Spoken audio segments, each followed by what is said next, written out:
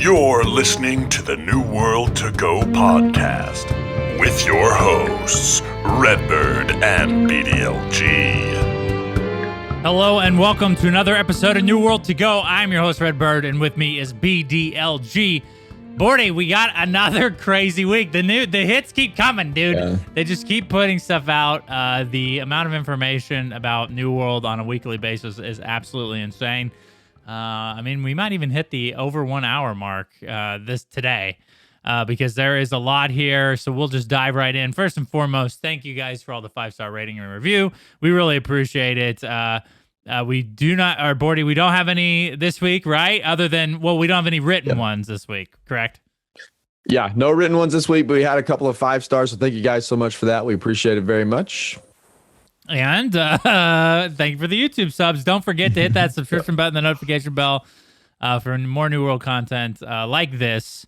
We'll be putting up a ton of more information and more videos for you soon. So let's hop right in here with the news. All right, so we got a ton of news this week. We're going to start with the disabled trade thing because it's the most recent one.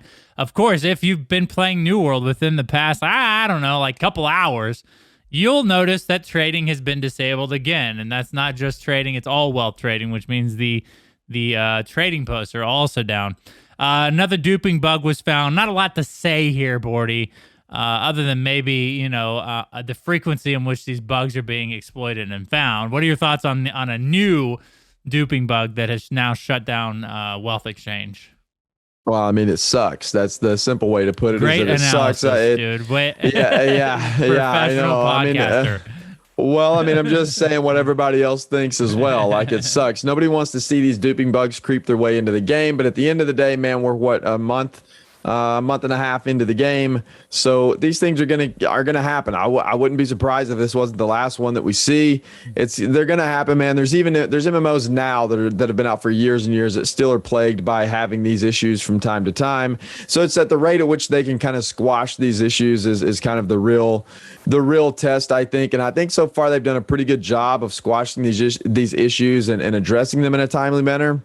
But having duping bugs is just, it sucks, man. And I hope that over time we continue to see like less and less and less of these types of issues crop up, because it is bad. It is bad press for the game. It's negative for the game. But I also think they do a good job at handling these situations and knocking them out timely. So we'll see, man. There's really not a lot to say. It is what it is, One thing I will say is that I do appreciate the way they go about it. Now, from my previous experience, I know a lot of the time people like game-breaking bugs like this, they'll shut down the entire game until they get the bug fixed. It is nice that they can just turn off trading and the trading posts and player wealth and stuff to kind of nix this. In the butt. But here's one of the things I will say that's kind of frustrating as a player is I'm not sure, or at least they're not publicly making any of the player base aware of the bans or the rewinds or resets of these duping incidents.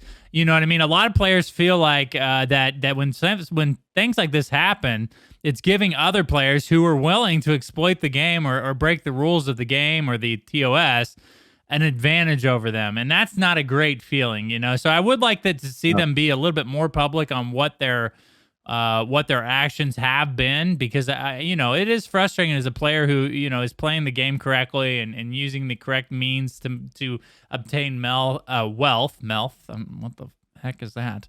Wealth. Then, and you see someone else out here that just dupes a trade 50,000 times. They get ahead of you in that way is a little bit frustrating, man. So I hope they can be a little bit more transparent with their actions or maybe even be a little bit more aggressive to the people that are willing to use these bugs. Yeah, man, I think those things should be a permaban without a doubt. I mean, whenever you're in there duping, I mean, unless it's like this unintentional thing that you accidentally do it and you report it right away or something like that. But if you're in there intentionally duping, and there's a way to tell if people are intentionally duping or not. You're in there intentionally duping, man. You should be banned 100%, and it should be a permaban. You should never be allowed to play the game again. You should have to buy a new account, and then even then get permaban. Like there should be no grace period. There should be no no warning. It should just be you duped, you're banned, and and you're perma banned at that. And maybe that is how they're doing it, and we just don't know. I know there has been bans coming down. There have been actions taken.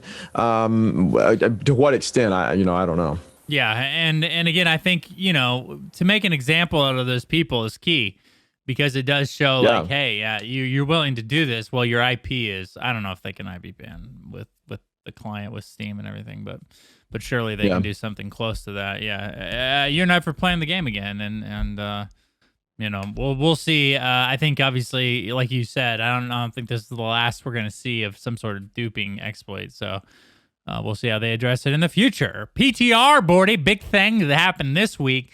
We got a public test realm, and not only that, but we got to see a lot of new content. So we're going to go through this briefly.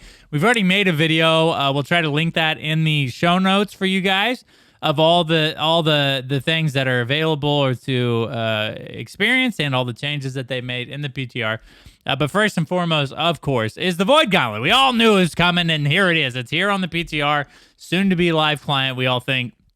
So, Bordy, me and you had a chance to play around and duel and do a bunch of things with the Void Gauntlet. What's your overall, impression of the new weapon?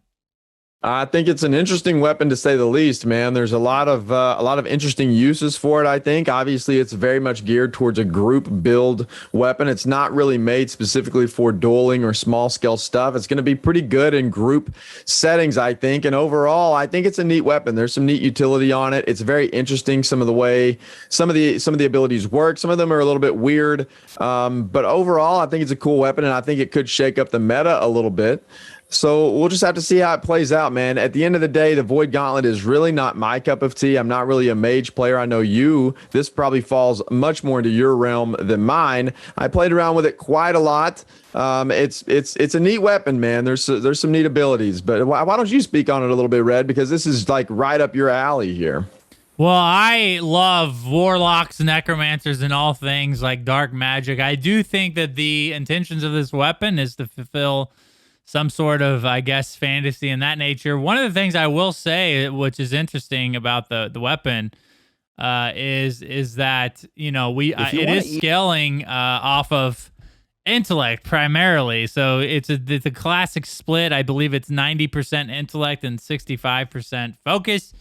It does appear like the main intention of the weapon, or the main use of the weapon, will probably be on the back bar of a life staff. And we all kind of thought that would be the case. One of the things that I guess was relieved when I got to test the weapon is that it doesn't feel OP, right? It doesn't feel like it's overpowered on the back bar of a healer. I think a lot of the I guess the meta is yet to be shaken out, because I think a lot of people are just playing the Void Gauntlet now, or in the PTR anyway. So it'll be interesting to test that against some current meta builds. But we both know that they're making some massive changes to everything the way it is right now. So, who knows where it'll end up in the power echelon. But overall, I think the weapon has a lot of utility. It has a lot of, a lot of things you would look for, like in a mage weapon. It is very comparable to the Ice Gauntlet in a way. So it'll be interesting. Me and you, we played a lot of we dueled a lot, and I played a lot of Ice Gauntlet, Void Gauntlet builds, and they're a ton of fun. A lot of CC. You can really get away with not having the fire staff and the mobility from that or whatever. So it'll be cool, man. I'm glad there's another weapon. I would in the future kind of like to maybe see them added more than one at a time, just for the sake of, I think for the next week or two, once the patch hits live, I think we're just going to see a bunch of Void Gauntlet builds, but we'll see. We shall see. Yeah, absolutely. I don't know how in depth we want to go talking about the Void Gauntlet on the podcast. I think there's a ton of videos out there already, and I think that you've done one as well, right? Didn't you go into a little bit of depth with the Void Gauntlet abilities in that video? We have done it in the past because I mean all the abilities that we had talked about in our Datamined video are still hold true. But I mean, Yeah. you know, I can definitely once the Void Gauntlet is post patch or post PTR, I think it'd be a good time to like review it as far as how it fits into the meta. Arcana Arcana changes were also done. These are big. Hyssop was a useless item, and so now they're adding this into the way Arcana works and how you'll craft potions now, Bordy. Yeah, pretty interesting change, I think, and overall maybe a good change because Hyssop was useless, and so it's nice to see all of the items that aren't being used being incorporated somehow. I know this is going to kind of trigger some people because it's an extra step to Arcana, so every potion that you craft now, you're going to have Hyssop for. All of the other ones, I think all of the other items in the Arcana tree basically are unchanged. I know they are addressing an issue where some of the items that you can't hit gear score 600 with some of the items in Arcana. I know they're addressing that as well. I don't know if that's going to be included in this next patch. I think it potentially it is. But yeah, so there's some changes coming there. Along with the Arcana changes, there's a lot of changes to other crafting too. I think we'll get into the stone cutting specifically in a minute, but they did increase the difficulty, or they are increasing the difficulty on the PTR at which crafting takes place. And by difficulty, I mean just increasing the amount of experience it required to level that craft up to 200. So if you guys are listening to this before the patch hits and you're grinding away at some crafting, you may want to go ahead and get it to 200 before the patches, because a lot of the crafting is going to be a little bit harder. I don't think they're touching like furnishing, for example, because it's already pretty difficult, but there's some other ones that they are definitely increasing the amount of experience required. So just a quick tip there, man. Get your crafting in while you can. And I'm not so sure about this change, man, because here's the thing: is a lot of people have already grinded these out, and they've had the overall experience. And don't get me wrong, dude. I think it takes a long time to level up these crafting professions. But one of the things I guess to consider is that eventually a lot of these items will be available for purchase on the auction house. So you'll just be able to literally just go over, buy enough to get to 200 and get there. Because I think we all leveled in a drastically different landscape of economy and stuff like that. But I mean, here's the thing, dude. Furnishing is a pain in the rear end to level. So if all the crafts are like this, then newer players are going to have an even harder time of getting these crafts up. So we'll see what that looks like. See how what the player feedback is on that. As well. We have new enemy types, the Varangian Raiders. I think the most important thing to note here, Bordy, is this is a brand new enemy type. So this adds to the number of family of enemies in Eternum. So overall, I think a very positive thing. Yeah, pretty cool. They are only like level 16 to 20 or something like that, though. But they are pretty neat, man. They're running around with these shields and these one-handed maces, which is pretty cool. Their tents look really dope. Like they've kind of washed up on the shores of Eternum. Their boat crashed there. They have these tents set up with kind of these spikes coming out of the ground where they've created this wall. It looks really, really cool. The areas that they have so far, and I'm excited to see how this transitions. And here's a little bit of a spoiler, I guess. In the quest line, it does say that you will be seeing more of these in the future. So I would imagine at some point we'll get some higher level variants and a lot more variants of this type of enemy. So it's kind of neat, man. A completely new enemy introduced into the world of Eternum. So we'll see how that shakes out, man. I think it's neat though. That's one of the big criticisms is the lack of variety of PvE mobs, and so this kind of addresses that. Yes, and I think we both assume that this is kind of like their way of introducing this new mob type by like landing them on the shores of Eternum, and in future patches we'll kind of see them navigate throughout the middle of, and maybe even towards the north of Eternum. And maybe we'll get to see some higher level, versions of these Varangian Raiders too, which maybe, we'll get to see some unique gear drop from them and stuff. It's going to be interesting to see how they add, this is their first enemy type that they've added. So we'll see how they progress, to adding them throughout the world. Stone cutting. They did, although they did add some other enemies too. That's like variants of the enemies that's in there now, and they are completely different. I ran into a few of them on the PTR, like some ancient mages were really cool. They had completely different like move sets. They looked completely different. They were shooting out some kind of void magic. They were cool. So they are adding variants as well to the mob types that are out there already. Just wanted to throw that in as well because I did see them playing on the PTR and they are pretty neat. Very true. Very true. So you'll have to look for those when the new patch goes live. Stone cutting, big changes. We're just basically, I guess, the big changes are to the tuning orbs. They're having a reduction of the corrupted material that's used to craft those, which therefore should make these a little bit more accessible. I'm not sure, like on the grand scheme of things, how much it'll change the overall availability. I know you don't like tuning orbs in general, but no, I don't. That's what I was about to say. I wish they would just get rid of them, man. This system to me is just bunk, bro. I don't know why it's even in the game. Like I have a hard time wrapping my mind around why they're gated like this. I don't know what the end goal is or what the end like.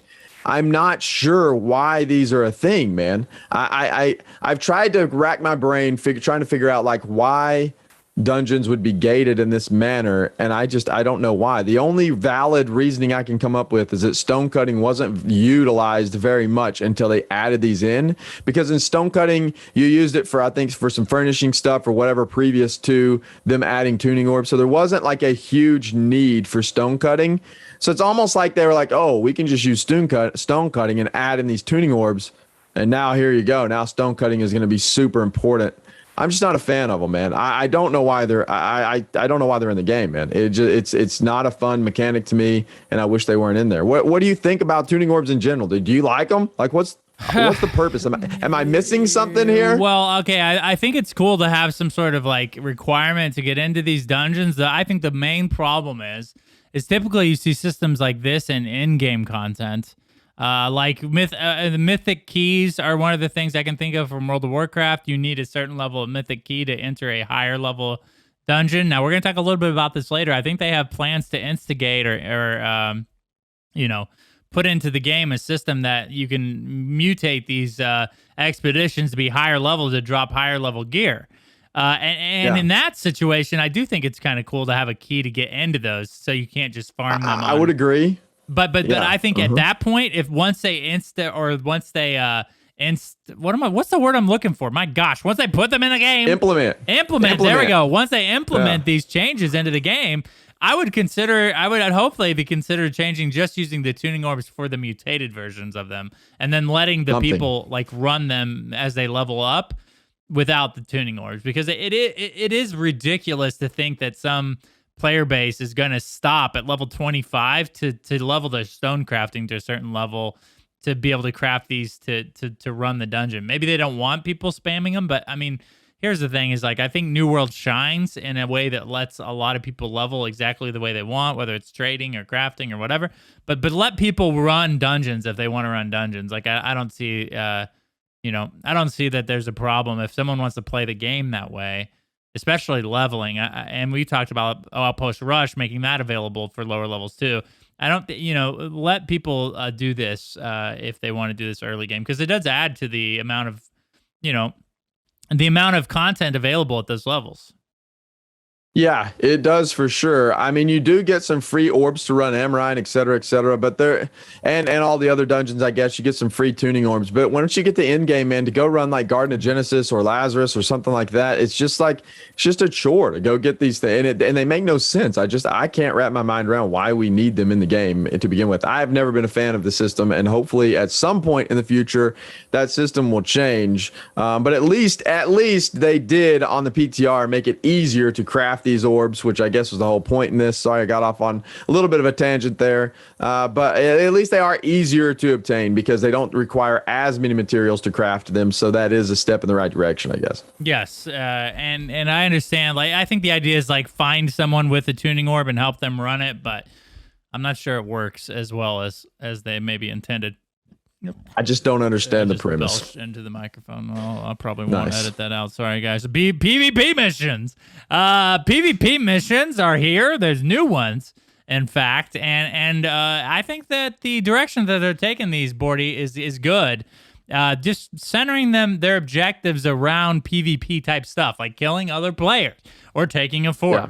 They're no longer, you're gonna have to track down 7 pigs that don't exist, which is in my mind a very positive change. What do you think about the new PvP missions here, Bordy? Very, very good, man. Very good. Because before going in and tracking down the pigs, the tigers, or whatever didn't make sense. Now they're basically replacing those poaching missions with player killing missions. So now instead of going to kill PvE mobs, you're actually going to get rewarded whenever you go kill other people. The only problem that I see with this potentially is that it may take a little bit longer to do the PvP missions because now you have to capture the fort, which I have not ran any of these on the PTR yet. It's something that I have yet to do. I would like to run some of these just to test them out, but I do know like going to capture the fort is going to be a little bit more time consuming. The forts are usually a little bit further away from the settlement, so you got to run over there, and then just capturing the fort in general is a little bit longer. But what I'm hoping happens is this causes more conflict, and I'm assuming that's why they're implementing these anyway, is that it causes more conflict whenever you're trying to undermine the territory. Because right now, you can literally go undermine territories and never have any kind of pushback at all. And I think that probably that's still going to happen, obviously, because people can't be on at all times of the day whenever somebody's making a push on their territory or whatever. But at least now, this kind of forces a little bit more PvP within those missions than it did before, which I think is very positive. Yes, for sure. Maybe it is a good thing to kind of make these a little bit longer. I mean, they could always add XP to them too, or like influence increase as well. the amount. The influence too. But yeah, overall, I think the changes are good. And finally, the universal trading posts are here now. Of course, trading posts is disabled right now. But in this the PTR version, all of them are links, and now it's going to be or make it more viable for people to own these territories, Bordy, which overall I think is a great change. Yeah, absolutely. I agree, man. All right, great. Moving on to the data. I think we've talked about. Yeah, we did. Well, I think we've talked about the universal trading post before, so I think I've already given all of my information there. So I didn't want to go into depth. It was great. It was a great opinion. Yeah. If you guys want to know it, look back to the other. Okay. So my opinion has changed slightly on the universal trading post front. Okay, because before I was very, very torn. Now I do think the universal trading post is going to fit into the game much better than before. After thinking about it a lot, I was very torn on the idea, but with the way the game works, I think overall for the overall health of the game, the universal trading post is going to be a very good change. Mm-hmm. And I think it's a good change moving forward. Before, I was like, man, this is cutting out the traders who want to play the trading game, moving from territory to territory. I don't think that was working very well anyway. No, not at all. So I think, I don't think it was working as we had initially envisioned that system to work. So now with the universal trading post, I think it's just going to open things up for everyone. It's going to be a lot more convenient. I think people are going to like it a lot more. I think it's going to be great. Now they need to do something with the storages as well, but that's a whole other conversation. I've got plenty of ideas there. At some point, maybe we can talk about, but that's for another day, Red. All right. Sorry, man. So there you go. There's my adjusted stance on the universal trading post. There it is. And I agree. I think it's going to be good overall. Datamined items. Now, we had some requests to talk about this. We've talked about these at nauseum, I think, in previous episodes and even previous videos. But here's the thing. Here's the gist. They have teased that, or they have leaked a bunch of information.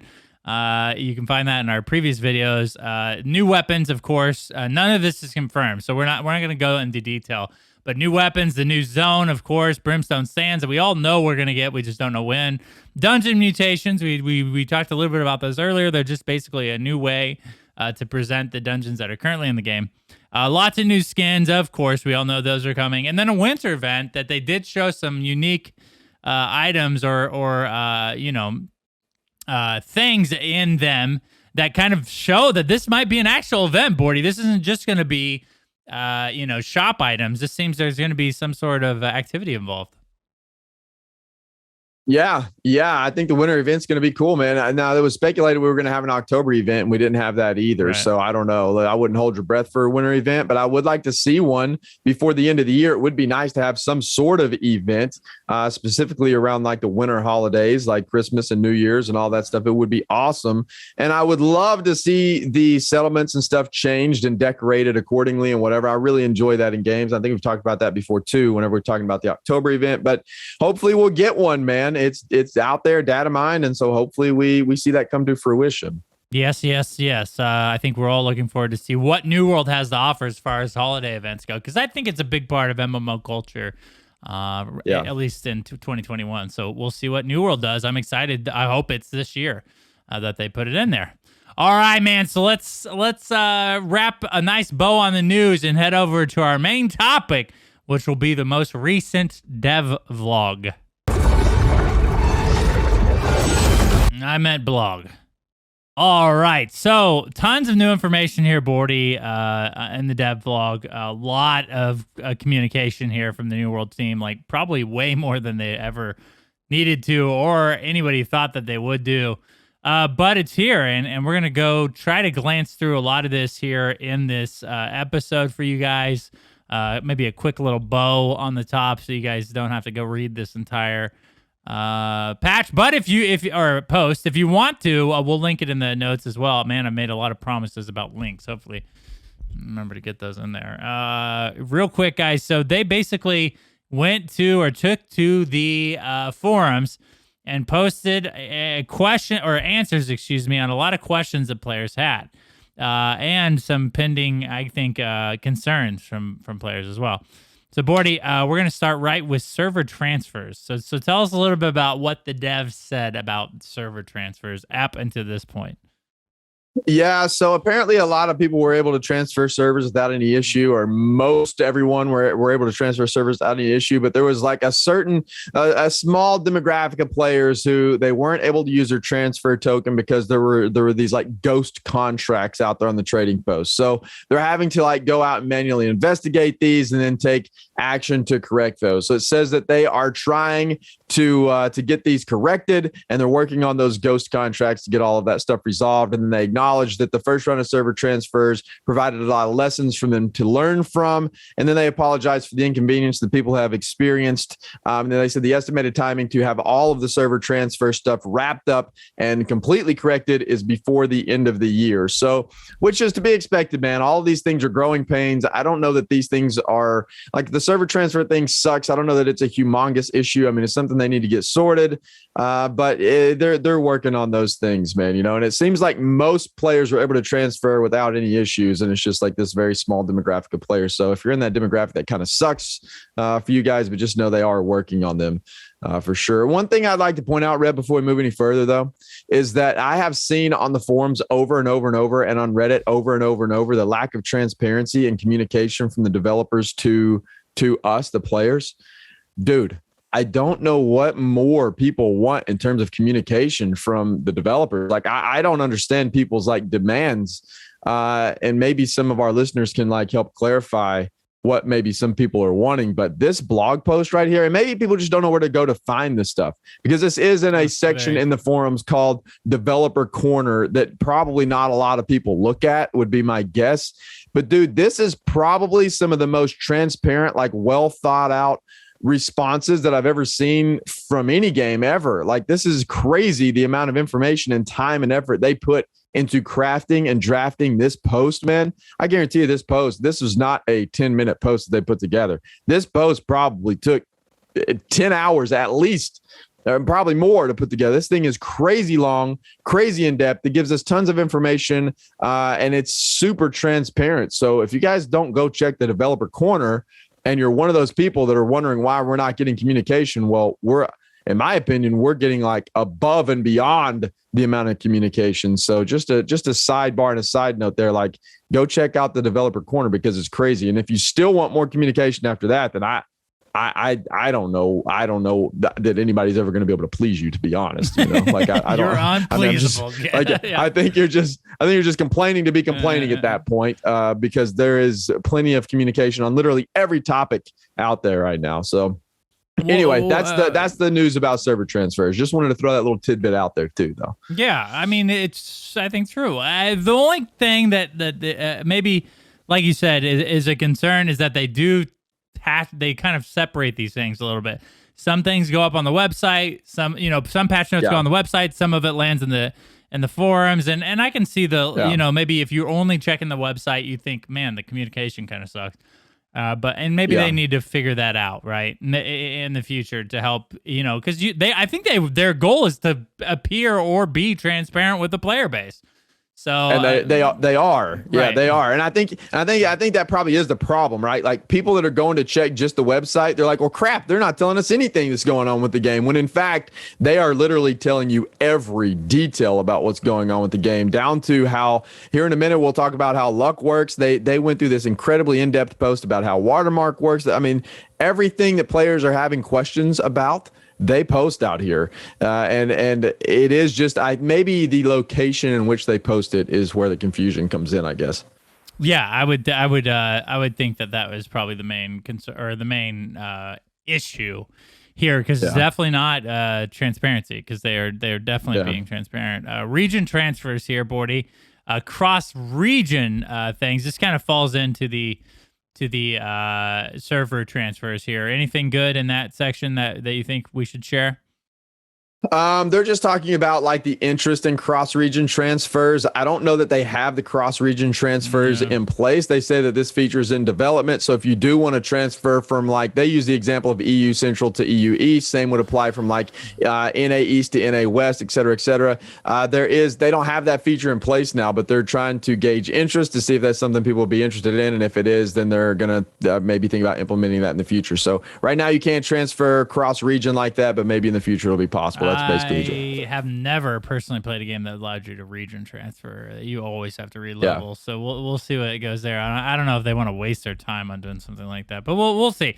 I guess it's all about player interest. Server merges. These are a big deal, Bordy. I think we all know that these are in the horizon. We don't know how far off it is going to be, but they gave a lot of details about server merges. Yeah, dude, server merges are a thing that needs to happen. I think everybody can agree on that for sure. It needs to happen fairly soon. And lucky for us, I think it's going to happen fairly soon, man. They're testing that on the PTR actually today. As of the recording of this, they have been tested. I think they actually tested it some over the weekend too. I've seen some posts on Reddit, but I haven't been in the PTR in a day or two to check it out. I'll probably get on there today to check out this server merge stuff. But they're testing the server merges out there right now, and they are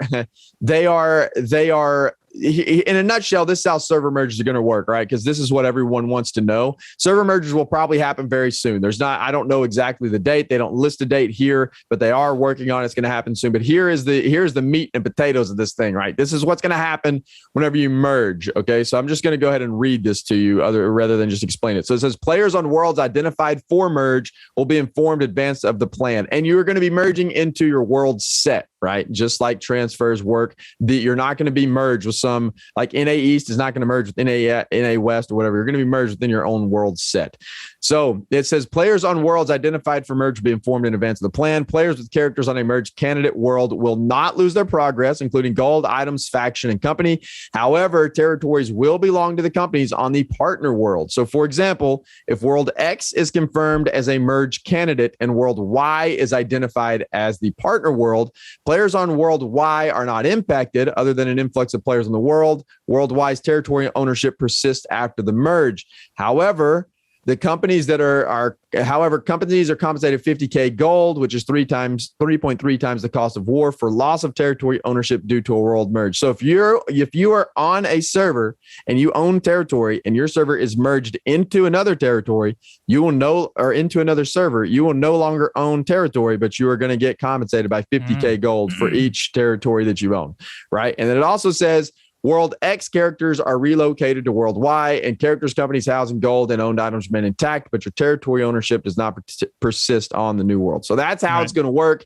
And I don't know, Red, how else they could do it. I don't know a better way than what they're doing. They're trying to compensate people that lose territory. I don't know that you can do it any other way, man. I don't think you would want to just wipe the server clean. And that's going to make people mad. This way is going to make people mad. We've talked about server merges before. Any way you slice it, you're going to make someone mad, someone upset. At least they're giving you 50K gold for being merged. It does suck that you lose your territory. But it is what it is, man. You know, for the long term, it's better to merge these servers and move on. But anyway, that's how it's going to work. Like you said, I think if the other way makes two sets of people mad, and in this way only makes one set of people mad, and it is typically the smaller group, because I think if you're getting merged into another server, the other server is bigger for the most part. One of the things that I will note is it's going to be impossible, I think, to fully compensate a company. It will be. I think they should just look at the 100K coin mark personally, because that's what most people would have paid to get the territory if it was brand new. And then I think that's, I don't know, I think that number is, I mean, what's the real difference between 50K and 100K when it comes to this sort of thing? So I think it'd be fine to go ahead and compensate them for the full amount. But overall, I think that, you know, like you said, I think these are in the horizon. I think they have to come because a lot of the smaller servers are dying. And then, you know, if someone uses their server transfer token and then that server dies, then they're, you know, in trouble. Like, is this the gaming... Is this the free gaming experience that they would want to, you know, provide for their players? Is to have, like, you know, oh, well, unless you pay $15 or whatever they're going to charge for a transfer token, then you basically are playing a dead game. Like, I think they definitely, you know, needed to merge these servers, and I think they might potentially need to look at maybe providing another transfer token for free in the future once all these server merges are complete. Yeah, I think that'd be nice. War can't declare war issue. Now, this is just they just let us know that they understand that this is an issue. They're gonna try to fix it. Not a lot here, right, Bordy? Yeah, we suffered from this on our server where we had a lot of people going to declare war or trying to undermine a territory, and we would most definitely contribute over 10% of the influence, and then we would never be selected for the Vanguard, or we couldn't even have the opportunity to declare war on that territory because it said we didn't meet the 10% threshold. So there was a bug there. They're addressing it. They're fixing it. So moving forward, war can't be declared issue should be fixed, which thank goodness, man, because that was getting very frustrating for us as a company, I know for sure. Yeah, I think a lot of people shared that frustration. It felt like we were doing a ton of work and not getting any acknowledgement for the bid. And I do think maybe potentially, I understand that they want everybody to have an opportunity to win a territory, but I would like to see maybe the way that they weight your influence or the amount of influence you provide a little bit differently, because it feels like sometimes we're the only company running, you know, quests, but somehow other people, you know, get an equal chance at ownership. So, which I think maybe, I understand they're trying to they're trying to provide a feels good moment, but for the people that actually do the work, it actually kind of feels bad to do all that work and still have someone who did a lot less work have an equal chance to get the bid. So. We'll see. Luck. Now, luck is a big question or concern over a lot of players. It is kind of an abstract variable that a lot of people are trying to figure out. So what did they tell us about luck in the dev blog? Well, there's quite a lot here, so I'm not going to go over all of it. I'm just going to go over a couple points here. So it says that luck is interpreted in two ways. There's like an overall scale that you can think of as a ratio when things occur or as a percentage of chance to occur. Then they also have another scale, and this one relates more to like gathering or fishing, etc. It's a relative scale that has a movable odds range based on other values that they add to it. So a couple of the big takeaways here is that luck does not increase your chance to get a higher gear score rolls or roll more perks on a particular item, but it does increase your chances of seeing item drops that have higher chances of rolling bonuses. So luck also does not increase your chance of getting a higher gear score or watermarked items, which is how we thought that worked all along, and they just kind of confirmed that as well. So it does increase the chance of you getting better items, basically. It does not increase your chance of getting more items, does not increase your chance of having a higher watermark. It just increases your chance of getting like rarer items within that particular role. Right. And then the way it works for like for fishing, et cetera, is it's on a range. So They use an example here. I'm not going to read the whole thing, but it's kind of interesting how it works. And I think if you have any confusion about how luck works, you should definitely go read this post because it does explain some things. They don't go into depth with their numbers or exactly how it works. They do give some good overview though to give you a better understanding of how the system works. So I highly recommend going to read that. It's kind of a lot, so I don't really want to just harp on it a lot or try to explain that in this form on the podcast here. Yeah, and I think maybe here's the thing that I've noticed within New World that maybe is a little bit of an issue. There seems to be multiple tooltips for different or multiple tooltips for the same thing. So rather than, again, providing a number for luck and then a percentage of a chance to drop a greater item, maybe just put the percentage on the gear. Like, hey, you have now this particular piece of item has it gives you a 1% chance to drop higher, a higher rarity of item. Same goes with crafting and gathering. They use multiple perks on multiple pieces of gear, and I know that that may be necessary to change the wording depending if it's jewelry or gear or the pickaxe or whatever. But I would like to see just that number, that percentage of increase up communicated on the item. I think it definitely reduced a lot of the confusion that's had by the player base right now. It would be nice, but it's weird because they also say here in this post, they say, additionally, we don't use percentages in our data notation. We use integer-based roll ranges to apply probability weights to the chances of a specific thing dropping. So I don't know that they could do that. I think the way they have the system set up is a little bit weird, a little bit odd. It would be nice if it was just like, hey, here you go. Here's an extra, 5% chance it increases your chance to find these rare items by 5% or something like that, which it does kind of work that way, but not exactly. So it's kind of a abstract system. But anyway, I think after you read the post or after anyone goes out there and reads the post, you'll be a lot more informed on it and you'll kind of understand it a little bit better. And I think it's a good read. So yeah, I'd highly recommend going to check it out. Yeah, for sure. The next topic we have is incentivizing players to join a less dominant faction. Now, this is a little bit challenging, I think, Bordy, is because there's already a limitation to even change factions to begin with. So tell us about what their stance or what their opinion is on the current system in place to join a less dominant faction. Yeah, so right, that is an issue, right? That is an issue. That's an issue that I know you and I have been concerned about since day one of this game, and I think it is an issue that's cropping up on some servers as well. So it's nice to know that they do have things in place and ideas in place to mitigate this. So they do have a way right now to give the underdog factions extra influence to give them a better chance at earning the right to declare war. And then they do not allow players to switch factions to the dominant faction. But it does say, here's a pretty interesting note here, is that they say very soon they're going to reduce the time between switching factions from 120 days to 60 days. So instead of they're cutting that in half, man. So you'll now be able to switch factions every 60 days, which should help move some people to underdog factions, which I don't know how I feel about that one, but I don't know, man. Maybe there's better ways to incentivize that. I don't know. I don't know that'll even cause any issues anyway. We'll just have to wait and see how that works out. But then it says they are also actively discussing ways to incentivize players to join less dominant factions, but they don't have a plan, and they have a couple of options. And they talk about gameplay buffs to underdog factions or more target incentive groups within the dominant faction to switch over for rewards if they successfully capture territories. And I've always thought that giving buffs to the faction, like the underdog faction, is potentially a way to go with this ordeal. Like if you just really see that your syndicate faction has half the numbers as the Covenant and the Marauder faction, and you're just overwhelmed, giving a buff there may be a way to go. Now that gets a little tricky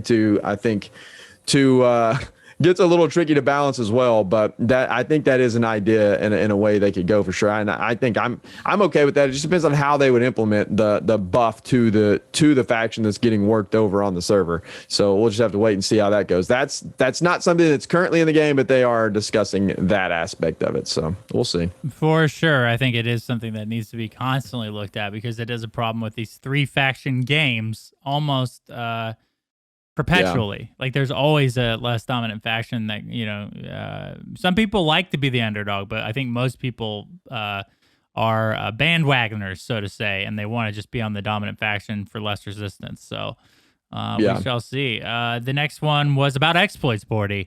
This is a we Yep. just talked about this a little bit ago. What did they say on exploits in New World?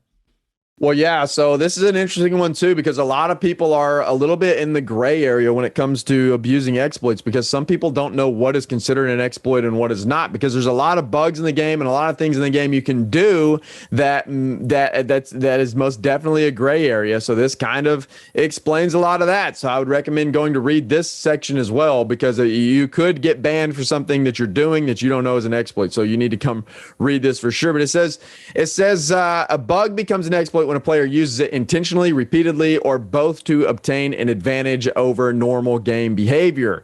So here's a pretty good example right here, right? So an example might be a spawn bug. Let's say there's a particular creature that only spawns once an hour. A player stumbles upon a sequence of actions that cause the creature to spawn instantly. The first time this happens, it's a bug. But if the player starts going through the sequence many times to spawn the creature and kill it for loot, then it's an exploit.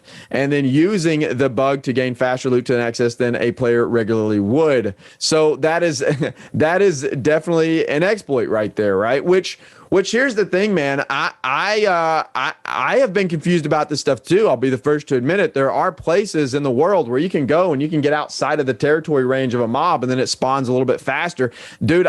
I've done it, and not intentionally. I didn't know that was considered an exploit for this reason. I'm not going to do that anymore moving forward, because it's pretty clear right here that you're not supposed to do that, and then that's considered an exploit. So I'm not going to do that anymore, which I don't know that it's worth doing it anyway. It was kind of a watermark grind. Now, there are people out there abusing things like dungeon mechanics and other things that are very clearly an exploit that people should know better, right? Like, so there are those gray lines with players that you don't know what is and what isn't. So it's kind of nice to see them address this. But then it says, how do they penalize players in deliberately utilizing exploits to win wars or farm gear? So it says that their usual course of action is to suspend players temporarily first, and then switch to banning if the behavior repeats. So here's the thing, man. I don't know in which manner. Like, there are certain instances where I think there should just be an insta perma ban, right? And I don't know if that's like duping, etc. To me, those should be an insta perma ban. Those people need to be gone. That is for sure an exploit that people know they are utilizing. Some of these other things, like triggering the boss to spawn quickly, a lot of people may not know. Like, they're just using that. They're like, oh, this is a game mechanic. Like, I figured out something that I can use to my advantage, right? So I can understand there, like, we're going to suspend you for a day or two, and then if you do it after that, then we're going to ban you. Like, I understand that, but I don't know where they stand with the other side. Now, they do say both the issues are separate from the use of third-party software to gain an advantage in game. That is not a bug, and a player who's doing this should expect to be fully banned as it against the TOS. So there is something, but it doesn't really. I don't know that it mentions anything about like duping or anything like that in here, which in my opinion should be a instant ban no matter what. Yeah, 100%. Anytime, I think the difference between those two bans are, one of them is like, it seems like the game is messed up. So like, you can't blame a character or a player from, like, you know, say a boss spawn rate is too fast, right? Them using that fast spawn rate for their advantage is kind of hard to, like, yes, you can ban them for a day or two, but perma-banning someone based off of that would be challenging. Now, manipulating something that is an exploit multiple times, like duping an item or like you were saying, triggering a boss to respawn in like an unintended manner, like, you know, doing something that would exploit the boss spawn, are I think more bannable offenses, because you know what you're doing is against TOS. You know what you're doing is getting a massive advantage over other players. Yeah, I think that those type of people definitely have an intention in place, and I think it should be up for a permaban at that point, because, you know, if they're willing to do that, I think most likely the behavior is going to repeat itself. Like, you know, when the next exploit comes up, I think they're going to be willing to do that too. But you know, it's hard to tell. I don't blame them for, like, you know, kind of taking it on a case-by-case basis. But some of the people, I think for sure, with the duping, which should be permaban. Quest and quest design here, Bordy. Now, this is an interesting topic, and I think a lot of people's concern in MMOs in general is the repetitiveness of quests and what the use of quests are in the game. So tell us a little bit about their stance on questing. Yeah, so I think they're just trying to make it better. That's basically the gist of this post, is they're trying to make it better. Now, a couple of of the bigger things to note here is like major enemies in the main story quest series adjusted to more appropriate difficulty. Like example, the Well Guardian, bro. That's a very big change that I think it will be very welcome to a lot of people. Like nerfing the Well Guardian, it should have been done a long time ago. Like I don't know why it's even in the game like that, but now they recognize it. They're fixing it, and that's good. So a lot of the things are like some of the quest gating improvements to allow more optimized travel times, new and improved quests in higher level zones, the new storyline associated with the Varangian Knights. I don't know how to say that word. Is it Varangian? I have no idea. Which will play out further in future releases, new presentation methods to highlight major story moments in the game. See, I like that aspect of it. So maybe they're going to incorporate some cinematics or something. It doesn't say that here, but just new presentation methods to highlight major story moments. Sounds like potentially maybe some cinematics or something like that. I don't know. But they're also adding like trade skill quests, which are cool. They're going to offer specific skill enhancing rewards, weapon mastery quests, which I think is really cool because grinding out weapon mastery right now, I'm in the process of trying to do that for all of my weapons. I'm almost there with all of them, but it would be nice to have some sort of quest to go through with the weapon mastery. That would be cool. New expeditions and features. They're saying that new expeditions and features are going to be released in coming months with new stories to accompany them, which is dope. So there you go. There's new expeditions are confirmed, and I would imagine we'll get those pretty soon. So just overall, the gist is that they're making the questing experience and quest design experience better, which is, I think, very welcome. I think some of these things are going to be really good implementations and additions to the game. Absolutely. And one of the things I will say is, although, we kind of look at things at launch and the state of the game right now, I think a lot of these changes to questing are going to go a long ways the next time they put the game on discount or maybe introduce a massive patch or maybe even an expansion. Having these systems reworked and in place for new players to go through the game can go a long ways in player retention and everything like that. So I'm glad they're taking even though a lot of people have progressed past the point of questing, or are getting towards the end of questing, it's awesome to see they're still paying attention to detail for the overall life of the game. So it's exciting to hear their changes, and I think most of them sound pretty good on paper. So representation of character and character customization design. Tell us a little bit about what they said about this. They're just making it better, man. I mean, there's not a lot to say here, to be honest. They're just making it better. They want the character customization, the design of characters to be better, the aesthetics to be better. They're just basically saying they're trying to make it better. Their goal is for players to be able to create a character that they can relate to and that fits the personality they want their character to convey. Now, the only thing I would say is that if they do implement some new character like customization methods in the game, that they have to implement it not only on your character creation, but they have to add a way in for us people that aren't creating new characters to now adjust the looks of our character, right? So your character needs a lot of work, and if they don't figure out a way to let us. My character's great. We need to find a way. I mean, I agree. Overall, if they're making these changes, then I think we should look for maybe a barbershop or something in game that allow people to change their skin, or maybe even something through the shop that allows you to change your appearance for free once, and then maybe forever. I don't know. We'll see what they do, what their approach is, but overall, I would like to see them have an in-game feature to change your character. After this point, mini maps. This has been a common conversation among all people. I don't know if this one clears up any questions, but tell us what they said about mini maps. So the minimap, so basically they said a minimap is allowed under these very, very, very specific requirements. So I'm going to go through these real quick for you guys. If you don't know, there is a minimap you can get. It's a third-party tool that you can download. You can have it with your game. I'll give my thoughts on this here in just a minute, but for now, just know it says, as a general rule, the minimap follows the exact rules of Compass and cannot give players an advantage of any type over the Compass. Information to be used for display, even with the limitations expressed below must come from the Overwolf API, which we may add over time but can't commit to at the moment. So it says the minimap can show player position. It can show people in group as they do on the compass. It can only show node placement if they've unlocked that node via trade skills, provided it's within the range that the compass would display them. It can only show AI that you've unlocked via trade skills as compass and within range of the compass. And it can only show quests as they do on the compass. So basically, your minimap can only show the things that you would otherwise see in game. It cannot show you every single node in the game. It cannot show you, every single quest giver, et cetera, et cetera. It can't show you all of those things. It can only show you the things that the compass would show you if you've progressed down those gathering skills, et cetera, and have unlocked the capability to track those things. So, and then it says at this time, we can confirm that we have not banned anyone for using the minimap mod from Overwolf, but in the future, they may change their position on this and decide to add a minimap or change their position on allowing Overwolf. So if they were to change, we would give plenty of notice along with designated grace period where they would not ban players for continued use. So here's the thing, man. Here's my stance on the minimap situation, right? Like if they add a minimap, fine. Like if they add a minimap, then that's fine, right? And I think if they ever do add a minimap, it'll be exactly what the restrictions they posted right here would be my guess. Yeah, I think so too.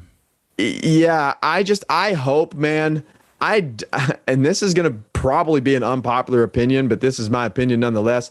I hate add-ons in an MMO, bro. I hate them. I hope we don't get them ever because, for one, I hate the feeling of, dude, now I've got to go download some third-party software and install it on my PC so that now I can be competitive at this game. Because now I've got to have DPS meters. Now I've got to have this mini-map. Now I've got to have this add-on that shows where all these other things are. And this, dude, I hate that, man. I hope we never get that in the game because it takes away from the game experience to me. I know whenever I go into a new game, like going into ESO, for example, and you see all these people with all these add-ons and whatever, as a new player, number one, it's very overwhelming and you feel behind if you don't have those things.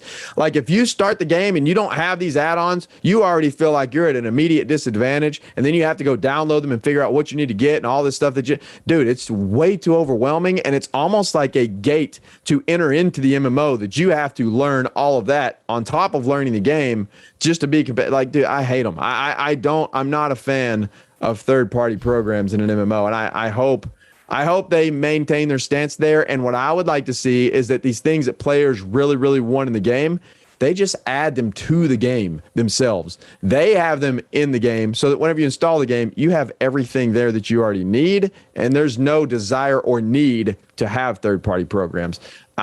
I don't like them, man. I agree with you, because here's the thing: is if the game needs it that badly to where like a majority of your player base is going to download an add-on, it should probably just go ahead and be in the game. Skyrim and a lot of games in the past have been improved by modders and people in the community that have put things in the game that in a third-party way that they just institute in the game. Now, I think the argument is that, well, how are we ever going to know that those things can be added to the game if someone doesn't create them and the player base gets to experience them? But the problem is what you said, is why in the world would you want your player base to feel like they need to go download something other than downloading the game itself to be able to experience the game and be competitive in the game? Like, it's just always been a bad design, in my opinion. Macros is another thing that really irritate me. In MMOs is like, I have to put together a computer program to be better at this game. Then why isn't the game just, changed in a way that allows me to be good at the game without these things?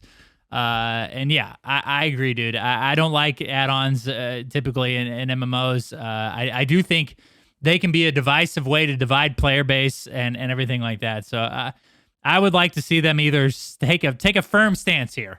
Say, like, we will put it in a mini-map if you guys want it, or we don't like the idea of a mini-map. We have the compass. We have something in place for you guys, and this is the way we want you to experience the game.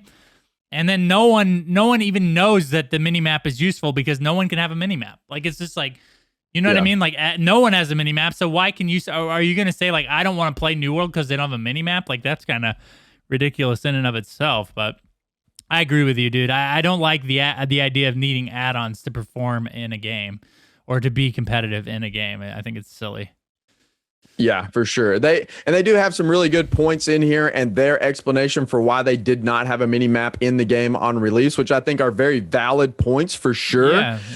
And I like the fact that they went into their reasoning behind not having them in there, and I'll let you guys go read that for yourself. But at the end of the day, they just don't want to take away from the player experience from people just staring at a mini map all the time. That's basically the gist of it, and I agree with that for sure. So that's why they have the compass versus a mini map. And anyway, they go into a lot more detail. You guys can go check it out. But yeah, it's a pretty good read if you're interested in the minimap topic or discussion. Yes, sir. Okay, well, next on the docket we have company concerns here, Bordy. They did kind of go through the gold cap and everything like that. So tell us a little bit about this section on the dev blog.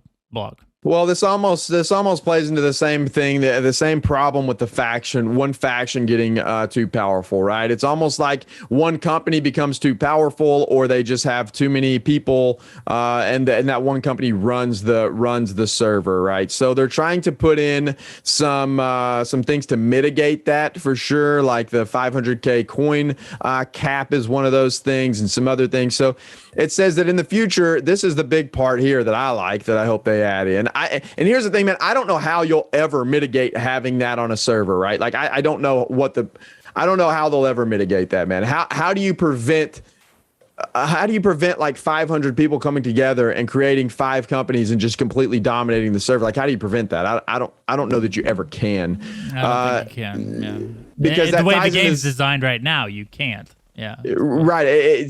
I think at that point, it then boils down to your. It's not a company problem at that point. I think it's a faction problem at that point, which they've already addressed, because obviously all those companies are going to be on the same faction, and then that faction is going to run the server or whatever. So I think it becomes a faction problem more so than a company problem. But it does say here that in the future they're going to add in things like a company ledger, the ability to change company permissions, and some more like quality of life things for the company, which is very much needed for sure. So that's a good thing. That's a very big positive. Yes. So now combat responsiveness. This is a thing that a lot of people have concerns about, weapon swapping and all of those other things. What did they come to terms with, or at least bring to light about the combat responsiveness in New World? Well, I mean, here's the thing, man. The weapon swap is janky right now, right? Like sometimes you pressure swap, it doesn't swap. So they're addressing that. They're going to try to make it more fluid, which is a good thing. That's a step in the right direction. That's a positive thing.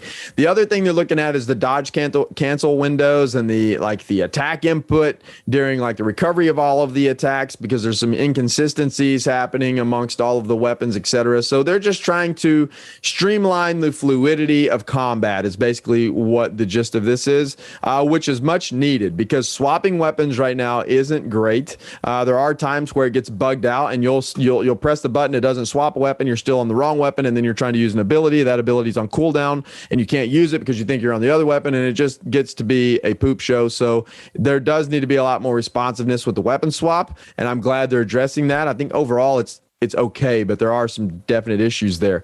The whole like animation canceling situation, man, they're looking at dodge canceling specifically as one of the things they're looking at here. I don't know. Animation canceling in general, I'm not a big fan of. The dodge cancel in this game is whatever, because it's not that big of a deal. It's not that big of an animation cancel. Almost anybody, well, literally anybody can do it. Which I guess you can make you can make the argument that anybody can do any canceling animation, but you can't, because it takes practice to really be good at animation canceling. And if you have to use that to be good at the game, I'm not a fan of that either. So I hope that they somehow address animation canceling and the dodge animation canceling and all that stuff. I don't know how they're going to do that.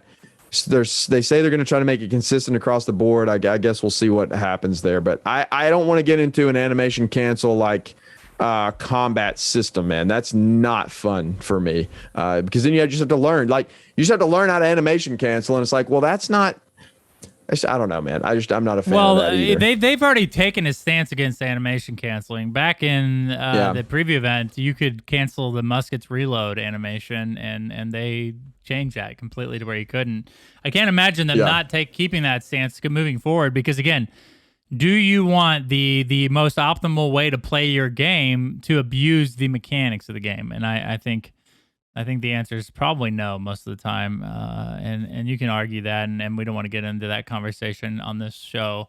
But I mean, it's true. I think you're basically trying to cancel the animation that the game designers put in place to kind of prevent you from spamming abilities, and to make it to where you can get those abilities off faster than anybody else. So I don't know how much. I mean, there's some skill involved in animation canceling, but I also think that it's a skill that I don't know. Is that what you want the top players to talk about? Is like I'm the best animation canceller versus right, and that's the problem. Like, I don't think that's an intended mechanic in your combat. Like, that's not what you want to practice to be good at combat in a game, in my opinion. Sure, everybody can go practice it, but is that really what's going to give you the edge? Is that you can cancel animations faster than the other guy? Like, that just I don't like that in a game. So I hope they don't go that direction, which I don't think they will. I don't either. The next thing they change is the next thing they talked about is weapon balance changes. Now, there's an entire list of changes here. I don't think we want to go through these on this particular episode. Maybe we can cover them in a different video, or maybe when the patch is actually live, we can go through them. But overall, Bordy, I think this is just basically they recognize that there's a lot of weapon balancing and changing that needs to happen in New World. Yeah, and it's going to be an ongoing issue for the duration of the game until eternity, man. That's just what happens in these games. People are going to get mad because things are getting nerfed. A lot of people are going to be happy because things are getting buffed. That's just going to be the ebbs and flows of the game. If you've ever played any MMO, this is what happens. It's just a balancing pass that happens all the time, and they may get it right. They may get it wrong. We'll see what happens with the patch. We'll see what's good, what's not good, and then we'll wait for another balance patch. And that's just how it goes. Yes, sir. Yes, sir. Last one's weapon and armor perks. They basically acknowledge that they know that some of these aren't working. They're going to get them working as soon as the November update. So we look forward to seeing that. And then the last bit was the public test realm, which we already covered earlier in the episode. Bordy, a lot of stuff to kind of digest and conversate about in this episode. We're interested to know what your guys' thoughts are. Let us know in the comments below what you guys think about all these changes. And again, I'm just very, very proud to be part of the New World community because, the dev team is on their A game with these communication lines. And although they could work on, where they put the information, I do think the information here was above and beyond what we could expect from the team. Yeah, I would agree. All right, Bordy, so let's hop right over to the companies of the week. You about talked, dude. I saw that. It looked like you were gonna start talking during that drop, dude. What do you mean? No, man, I was viewers good. didn't see it, but I did. All right, Bordy. Why don't you go into the companies of the week? Delusional, bro. I wasn't going to say a word, man. Yo, before we get into the companies of the week, we're going to plug our own company really fast because we are shifting kind of in a new direction. So come check us out on Takamagahara, US East, the Revenant. If you're level 60 plus, we're kind of merging into one company right now, going a little bit more of the competitive route, not the super sweaty, crazy route, but a little bit more competitive. So if you guys are level 60 plus and trying to get geared, trying to be a little bit competitive, and you're on NA East, come join us, man. Takamagahara. I think we have a few slots left. We don't have a ton of slots, but we do have a few. So if you guys are interested in that, go check out our Discord. But now on to the actual companies of the week. Let's start with the Savage Trees, Red. So they are region NA West. They are Marauders, and their focus is PvP. It says that they are a 21 plus community, but it says as long as you have common sense, things should be fine. So it looks like they're looking for a more mature. That's hard to find nowadays. More mature audience. It's very, very, very hard. Luckily for ours, we have a good group, but I bet these people do too. I bet the Savage Trees do too. It sounds like they are screening their people pretty well to have a mature audience. So if you're into that, go check them out. It says they seek to unite their faction once again, like they have done successfully in the beta. So team-oriented players are preferred, and we are the tide that washes away the sand. Yo, dude, what a tagline, bro! I kind of like that.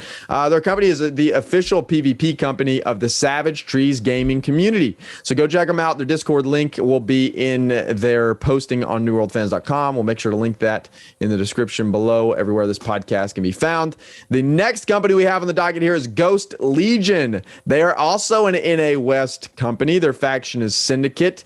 And dude, they have a dope banner, bro. They have a really cool banner. Yeah, I'm gonna show it on screen It's like right now, dude. Yeah, dude. Well, It's no, really it's they'll nice. have to just like bear with me for a second because the Yeah, well, I'll explain it to our listeners while you're waiting versus the people that are watching the YouTube video. So the listeners, it's a Syndicate banner with a ghost icon on it. Basically, it just looks really, really cool. But the Ghost Legion, it says that they are an inclusive PvX community of gamers that came together during closed beta.